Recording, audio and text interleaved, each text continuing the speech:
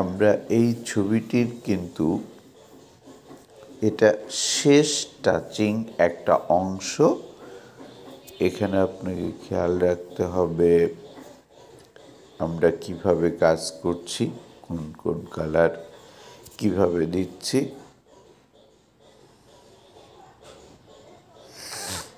Pastel কালারের নিয়ম কিন্তু ডার্ক টু লাইট, সেইভাবে নিয়ম করেই এই ছবিটি আঁকা হচ্ছে।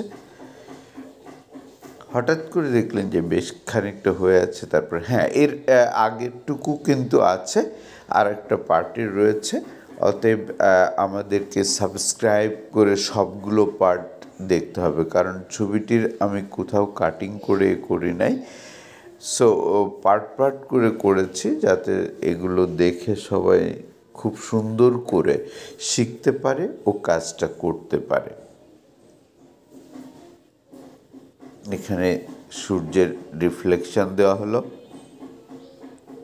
হ্যাঁ, যতটুকু সম্ভব খুব সূক্ষ্ম করে করার চেষ্টা করা হচ্ছে এবং ভিডিওটা যাতে আপনাদের দেখানো যায়, দেখে বুঝতে পারেন, এই জন্য জুম করে করে দেখানো হচ্ছে। হ্যাঁ, এই যে আমরা হোয়াইট কালারটা দিচ্ছি যাতে রঙটা বসে যায়। ওই যে আগেই বললাম প্যাস্টেল কালারের নিয়ম হচ্ছে ডার্ক টু লাইট।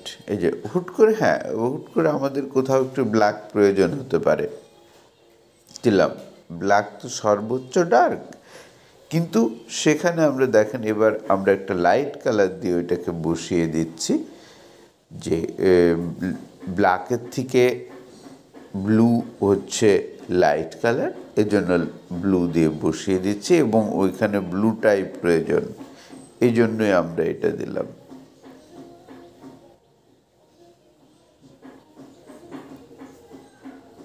নদীর পাড়, সেখানে কাদা কর্দমাক্ত ব্যাপার, নৈসর্গিক দৃশ্য।